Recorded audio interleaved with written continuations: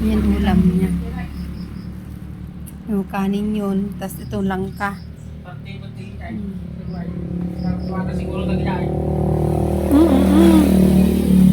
Dapat lang.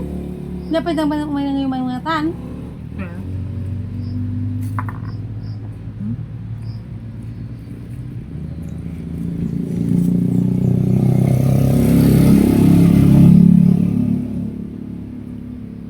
Kain tayo.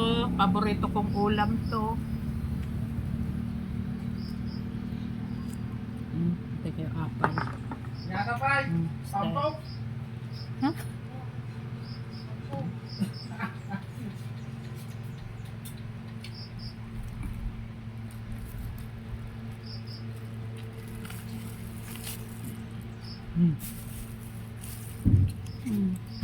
Yan o, isang buo yan. Naubos niya na.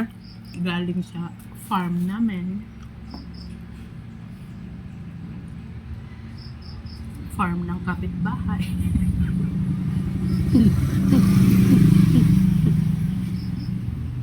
Galing sa farm namin to. Kahit sa farm ng kapitbahay. Masarap talaga mag-harvest sa ibang farm. Hindi, sa farm namin to sa kapatid ko. Yung pa, marami pa siyang na-harvest sa farm niya. Sa mangga. Dami pa niyang na-harvest. Sa Ulamin niya lahat yun. Ayaw mamigay ni Manang Biday. Dati namimigay yan sa kapitbahay. Ngayon, susuluhin daw niya. Yan o, nagre-reklamo pa siya. Ito lang. Pinasalubungan lang siya nagre-reklamo pa siya. Ito lang. Kalahati lang. Ganun pa siya Ayan, oo. Pag langka, tsaka abukado, walang kapit-kapit bahay. Yan.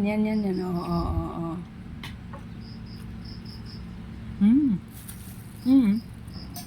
Sama. Tamis. Ito, malang.